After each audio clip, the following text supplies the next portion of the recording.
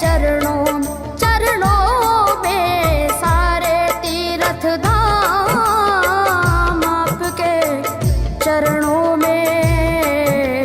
हे गुरुदेव प्रणाम आपके चरणों में। मेरे बाबा हाय मेरे बाबा मेरे बाबा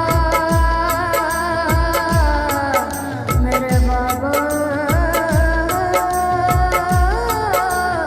मेरे बाबा।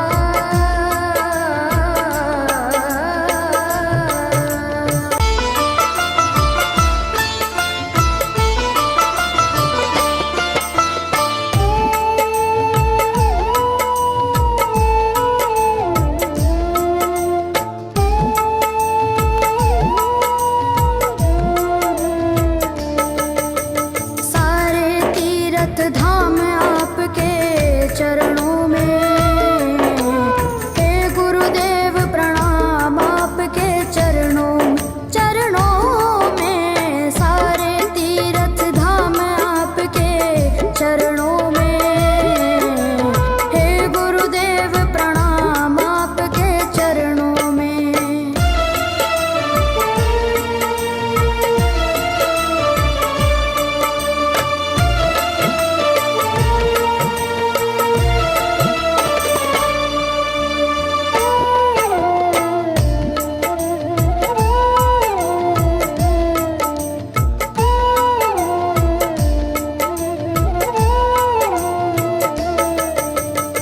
हृदय से माँ गौरी लक्ष्मी कंठ शारदा माता है।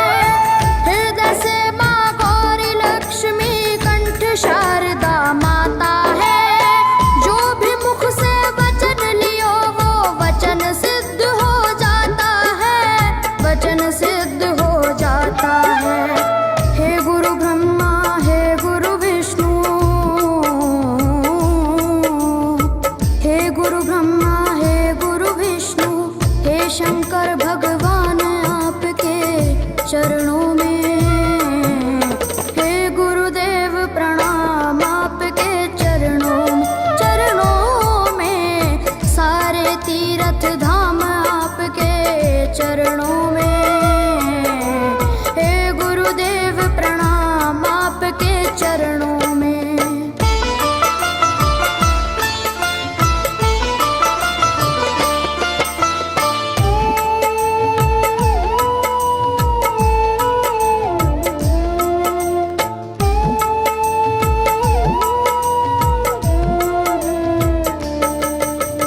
जन्म के दाता मात पिता है आप करम के दाता है। जन्म के दाता मात पिता है आप करम के दाता है। आप मिलाते हैं ईश्वर से आप ही भाग्य विधाता है। आप ही भाग्य विधाता है। दुखिया मन को रोगी तन को दुखिया मन को रोगी न कोई प्यारे गुरु से बड़ा न कोई।